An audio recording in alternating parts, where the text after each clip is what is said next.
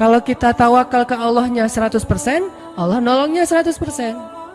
Dan ukuran persentase itu yang tahu cuma kita, karena di hati kita itu yang muncul. Ada satu titik keraguan, berarti kurang dari 100%. Keraguan itu memperlambat datangnya pertolongan dan keajaiban dari Allah. Makanya aku tergantung prasangka hambaku kepadaku. Kenapa ada orang di zaman dulu tuh kayak dapat karomah, keajaiban-keajaiban dalam hidupnya, kayak nggak mungkin terjadi secara logika dan ilmiah. Karena memang dia yakinnya ke Allah itu 100%. Apakah kalau kayak gitu kita nggak perlu ikhtiar? Perlu, tapi ikhtiar nggak ada hubungannya dengan keyakinan. Ikhtiar itu hubungannya dengan kewajiban. Allah yang suruh ikhtiar, tapi yakin berhasil apa enggak, itu urusan yang kedua, urusan hati antara kita dengan Allah Subhanahu wa taala. Kayak kita minum obat. Tentunya kita harus beli obat yang paling bagus, dokter yang paling recommended, yang spesialis. Oke, itu ikhtiar. Tapi kalau sampai hati kita terlibat dengan ikhtiar itu, meyakini bahwa kalau ini pasti sembuh, kalau ini kayaknya nggak ada harapan, soalnya dokter juga nggak ahli, berarti hati kita sudah terpaut dengan makhluk dan berarti sudah berkurang yakinnya kepada Allah. Saat itu kita tidak akan melihat keajaiban. Yang terjadi dalam hidup kita saat itu apa? Hal-hal yang ilmiah. Kenapa kita hanya ngalamin hal-hal yang ilmiah? Karena kita yakinnya kepada hal yang ilmiah. Kenapa ada orang yang ngalamin hal-hal yang sifatnya miracle? Karena dia yakinnya kepada mukjizat, yakinnya kepada aun atau pertolongan dari Allah Subhanahu wa taala. Jadi bukan kita tidak berikhtiar, ini bab a'malul qulub, amal hati. Apakah hati kita yakin gak sama Allah Subhanahu wa taala? Dan Umar mendengar cerita itu semakin yakin sama Allah. Makanya nanti muncul kasus di zaman Umar tuh luar biasa. Ini presiden kalau imannya 100% ke Allah, ada masalah di negaranya tuh, dia tinggal bilang ya Allah beres tuh masalah. Jadi di Mesir waktu itu ada musim paceklik sampai sungai Nil tuh hampir habis tuh. Sehingga air sungai Nil nggak mengalir lagi ke ladang-ladang jagung, gandumnya orang-orang Mesir. Dan orang Mesir yang dulunya menyembah anak sapi betina mulai syirik lagi nih. Mulai berpikir, kalau kayak gini mah sama aja. Setelah Islam datang kita tetap aja susah, paceklik. Mending kita doa lagi ke nenek moyang kita, dewa-dewa yang dulu. Gubernur Mesir yang namanya Amr bin As waktu itu ngirim surat kepada Umar ke Madinah. Ya Amirul Mukminin, Mesir sedang diuji oleh Allah dengan kekeringan dan masyarakatnya hampir syirik. Kami mohon bantuan dari pusat, dari Madinah untuk membantu bagaimana mengatasi kekeringan di Mesir. Begitu surat itu sampai ke Umar bin Khattab, Umar menulis balik surat dalam bentuk doa. Bismillahirrahmanirrahim. Ya Allah, turunkanlah hujan untuk masyarakat rakyat Mesir. Dikirim ini surat ke Mesir. Waktu itu ibu kotanya masih Alexandria, belum Kairo. Dikirim ke Alexandria. Malam itu diambil sama Amr bin As. Pas dibaca oleh Amr bin As, Bismillahirrahmanirrahim. Ya Allah, berikan rakyat Mesir hujan yang mencukupi untuk mereka. Saat itu juga hujan turun. Sampai sungai Nil meluap dan menggenangi ladang-ladang jagung dan gandumnya orang-orang Mesir. Dan mereka bertakbir semuanya. Cuman ngirim surat doang dari Amirul Mukminin. Kan enak ya. Coba kalau kita hidup di zaman Umar, ya Amirul Mukminin, saya belum dapat jodoh. Ya Allah beri dia jodoh. Beres. Cepet banget loh. Ya Amirul Mukminin, dia nolak saya. Ya Allah terimalah. Terima. Yang kemarin nolak, hari ini kenapa ya saya jadi serak sama dia? Gara-gara doa Amirul Mukminin. Ini artinya teman-teman, keajaiban dari yakin kepada Allah itu luar biasa dari kisah bapak tadi tuh. Kalau kita berbaik sangka kepada Allah. Kenapa nggak ikhtiar? Mungkin sudah ikhtiar, bikin pengairan segala macam tapi belum berhasil. Yang kurang cuma satu, doa. Doa mungkin udah banyak tapi belum diijabah karena doa-doa mereka tidak seajaib doanya Umar bin Khattab. Belum lagi Umar berdiri di atas mimbar. Ini mungkin terkenal nih, kejadian dalam perang Qadisiyah kalau nggak salah. Umar lagi khutbah Jumat di Madinah. Kaum muslimin lagi berperang di Irak melawan pasukan Persia, perang Qadisiyah namanya. Irak Madinah tuh kan kalau naik pesawat sekitar 2,5 jam, 3 jam, jauh tuh. Jakarta Medan lah, jauh. Nah, Umar lagi khutbah di atas mimbar, sholat Jumat. Tiba-tiba tema khutbahnya tuh ganti gitu. Lagi ngomong tiba-tiba beralih tema. Wahai kaum muslimin, naiklah ke atas bukit itu, baliklah kalian mundur-mundur gitu. Jadi Umar tiba-tiba kayak ngomongin sesuatu yang gak nyambung. Orang-orang heran, nih Umar kenapa? Oh ya udah biarin, namanya juga Umar gitu kan. Dia punya Mungkin dia ngelihat setan atau apa, setan kan takut sama Umar. Diem. Udah selesai sholat Jumat, pada datang, ya Amirul Mukminin, tadi apa yang terjadi? Kenapa Amirul Mukminin ngomong sesuatu yang gak nyambung? Kita juga gak ngerti.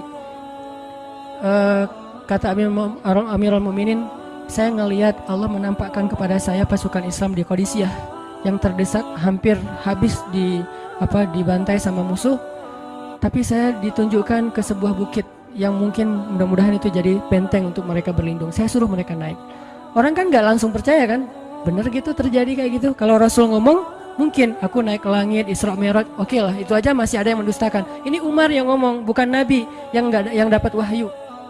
Orang nggak langsung percaya. Selang beberapa minggu kemudian, pasukan Qadisiyah pulang. Jadi utusan mereka pulang bawa berita tentang kemenangan perang dalam perang Qadisiyah. Dia cerita, suatu hari di hari Jumat, kami sedang berperang. Kami terdesak, hampir habis dibantai sama musuh. Udah nggak ada jalan untuk berlindung. Tiba-tiba kami mendengar suara Umar. Amirul Mukminin berteriak, wahai kaum muslimin, naiklah ke atas bukit ini supaya kalian terlindungi. Akhirnya kami mundur naik ke atas bukit dan selamat waktu itu. Berarti benar-benar terjadi. Kok bisa? Ya, qadarullah. Ini keajaiban iman mereka. Apakah kita bisa ngedapatin pengalaman-pengalaman kayak gini? Bisa, kalau keimanan kita dengan level yang sama. Kalau nggak selevel yang sama pun minimal kita nusaddid. Kalau kita tidak bisa sama persis, minimal kita berusaha untuk nuqarib, berusaha untuk pengalaman kita nanti walaupun nggak sama persis, mirip-mirip dengan pengalaman mereka. Lagi-lagi bukan berarti tidak berikhtiar. Ini keajaiban-keajaiban yang terjadi. Dan saya juga baru ngalamin kemarin pas saya di seminggu, nggak kurang dari seminggu yang lalu, saya baru pulang dari laut di Batu Karas. Di sini ada teman saya, Agi. Mana Agi? Nah, ini Agi ya. Ini by the way model model iklan. Ada deh pokoknya iklan jodoh maksudnya. Agi ini anak Batu Karas. Agi boleh diceritain? Agi ini anak Batu Karas. Batu Karas itu Jawa Barat, daerah Pangandaran. Dari Bandung kurang lebih 6 jam perjalanan. Kalau lagi ada ombak saya suka ke sana nonton orang main surfing. Nggak main sih, main dikit-dikit tapi nggak jago. Nonton orang main surfing. Ketemu Agi. Agi nggak tahu tuh ya. 2 hari sebelum saya datang ke Batu Karas dia sakit, kayak demam gitu. Mungkin habis diputusin kali ya. Dia demam gitu, nggak enak badan, pengen pulang. Biasanya kalau nggak enak badan cuma dia tinggal di Jakarta, paling juga di kos-kosan. Tapi kali ini pengen pulang ke Batu Karas banget. Aduh, kenapa ya pengen pulang ke Basroh Batu Karas gitu ya. Batu Karas kayak Basroh gitu. Pengen ke Batu Karas. Pas dia pulang, hari saya lagi mau main tuh, dia diajak sama temen dia, ngojek itu apa? Berenang yuk gitu. Berenang yuk, berenang. Dia ikut, padahal lagi nggak enak badan, tapi pengen berenang. Pas lagi di pantai, saya datang ketemu loh, kayak kenal nih, hitam-hitam ektis gitu. Ternyata ketemu saya, Ustadz Hanan ya, ya kenalan. Ustadz saya tuh ketemu Ustadz kemarin di Maruya pas kajian minggu bulan yang lalu. Cuman karena jamaahnya banyak, saya nggak bisa ketemu Ustadz, nggak bisa salaman. Saya waktu itu membatin, ya Allah saya pengen banget ketemu Ustadz Hanan langsung, tapi jangan dalam suasana ta'lim yang ramai, langsung berdua. Mudah-mudahan terkabulkan. Akhirnya Agi banyak istighfar sebulan istighfar. Akhirnya terjadilah yang tadi itu, dia nggak enak badan. Saya juga tiba-tiba ujuk-ujuk, kenapa ya saya pengen ke Batu Karas, kenapa ya pengen ke Batu Karas. Ternyata di sana ada ombak. Kan ada Agi. Ketemu aja di Batu Karas. Itu cara Allah menskenariokan, dan itu terbukti banget loh. Istighfar bukan karena saya orang soleh, dan kita bisa istighfarin siapa aja. Saya pengen ketemu ini, saya pengen, dan itu ajaib. Kalau misalnya nggak ketemu pun di dunia, insya Allah ketemu dengan orang soleh itu nanti di akhir. Apa ruginya beristighfar dan berdoa? Nggak ada ruginya kan? Ya Allah, saya pengen banget ketemu dengan, misalnya sebutlah ulama yang paling kita ngefans di dunia, siapa gitu, dengan Imam Sudais, Imam Masjidil Haram. Pengen banget jabat tangan sama Imam Masjidil Haram yang imamin umat Islam seluruh dunia gitu. Tapi kan nggak mungkin. Kita umroh, kita haji juga nggak bisa ketemu dengan Imam Sudais. Kita berdiri paling depan ya, di dekat dengan Hajar Aswad. Begitu mau sholat diusir tuh. Begitu selesai salam langsung dipagar betis sama askar-askarnya. Susah ketemu beliau tuh, ajaib banget kalau bisa ketemu. Tapi kan nggak ada salahnya beristighfar kan? Astagfirullah, astagfirullah, ya Allah, Sudais, astagfirullah, astagfirullah, Sudais, astagfirullah. Terus aja gitu. Pengen ketemu Sudais, Tiba-tiba bisa aja sudah datang ke Indonesia, ada seminar apa, mungkin bisa ketemu yang paling logisnya. Atau kalaupun nggak ketemu di dunia, tiba-tiba bangkit dari kubur di sebelah kita. Siapa? Kan kamu sering manggil saya dulu, siapa? Sudais yang mana ya? Imam Masjidil Haram, Masya Allah Syekh gitu. Dan orang soleh nanti di akhirat, dialah yang salah satu akan menyelamatkan kita dari perjalanan yang sulit selain syafaat Rasulullah SAW. Jadi kalau disebut nama Nabi kita spontan ya, Sallallahu Alaihi Wasallam. Kalau perlu bahkan kayak respect banget gitu kalau disebut nama Nabi langsung Sallallahu Alaihi Wasallam, karena luar biasa jasa Rasulullah. Yang jelas selain Rasulullah Sallallahu Alaihi Wasallam, nanti ulama-ulama orang-orang soleh juga bisa nolongin kita di akhirat. Jadi kalau kita doa, ya Allah pengen banget ketemu si Fulan, Syekh Fulan, Ustadz Fulan, Kiai Fulan, kalau nggak ketemu pun di dunia, pasti ketemu di akhirat. Yang jelas harapan kita nggak mungkin Allah abaikan gitu aja, nggak mungkin. Pasti Allah kabulkan. Cuman Allah kadang-kadang menggunakan cara yang lebih baik daripada yang kita pernah bayangin.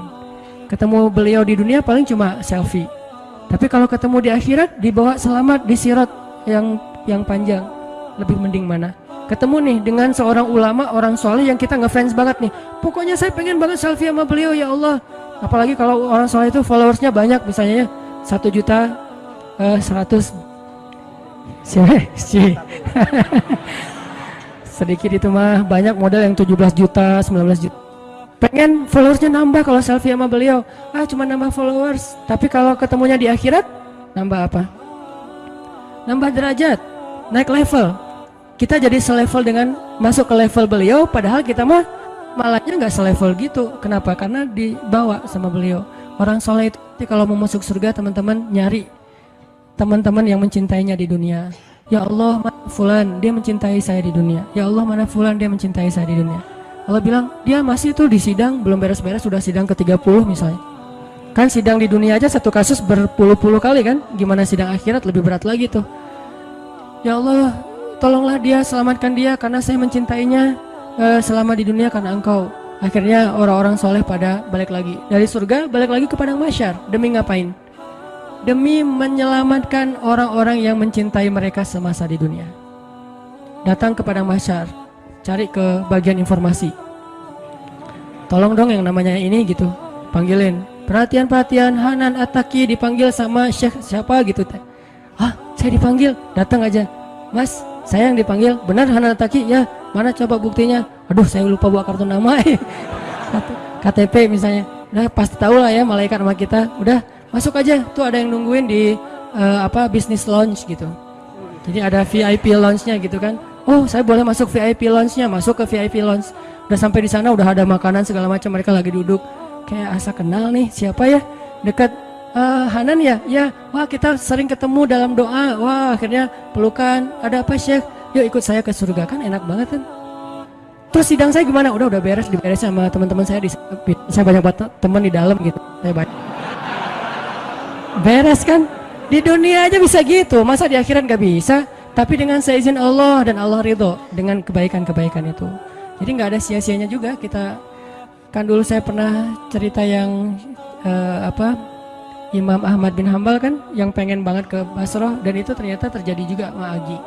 Dan terjadi juga sama salah seorang driver ojek online di Bandung. Baru 2 bulan yang lalu kejadiannya.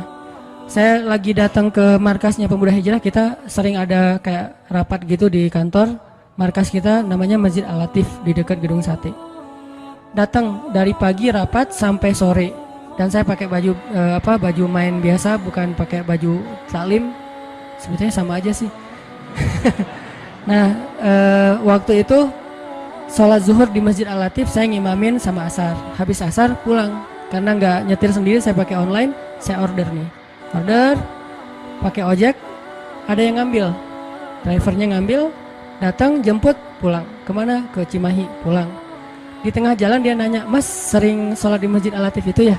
Saya bilang, ya lumayan. Saya bilang, iya itu masjid rame banget, anak-anak muda pada numplak di situ taklim. Siapa sih itu? Ada imam muda, bagus suaranya gitu. Ntar jangan GR dulu. Muzammil, oh iya Muzammil, ya bagus tuh. Tadi udah GR, ternyata salah. Oh Muzamil, benar-benar Muzamil tuh suaranya bagus banget ya, anak ITB kan? Ya anak ITB ya. Kalau Mas di situ sering ngimamin juga? Ya sesekali sih saya bilang. Dia mulai curiga gitu.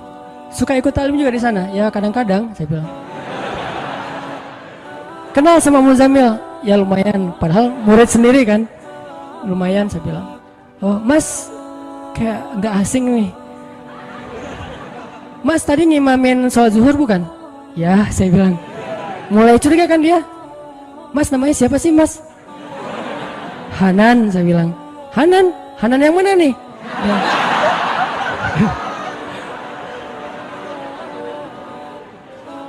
Saya bilang Hanan Taki. Wah langsung oleng dia mah.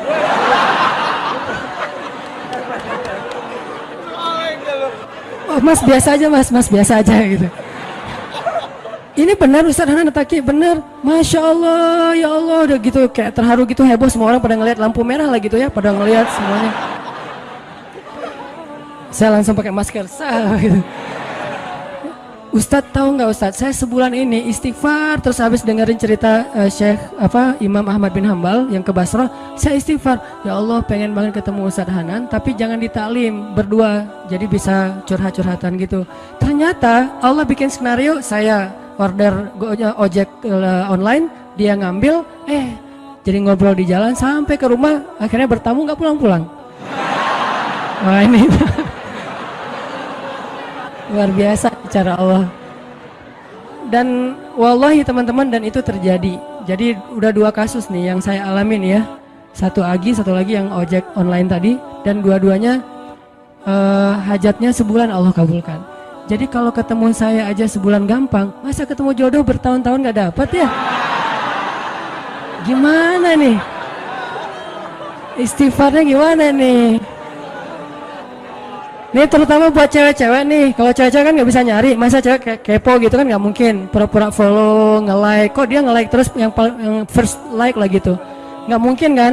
Cewek kan agak-agak jaim. Ya udah istighfar aja deh. Banyak-banyak istighfar. Tiba-tiba ada yang kesandung jatuh di depan cewek, HP-nya jatuh.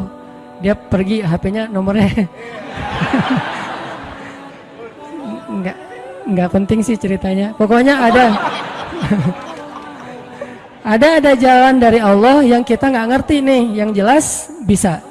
Kita tinggal yakin aja sama Allah, istighfar, Allah yang kasih jalan. Walladzina jahadu fina lanahdiyannahum subulana. Pokoknya kalau kalian bersungguh-sungguh kata Allah di jalan kami, udah kami kasih jalan-jalan keluar yang subul, jamak dari sabil, banyak banget jalan keluar di sisi Allah. Yang penting kita jahadu fillah, berusaha di jalan Allah Subhanahu wa taala.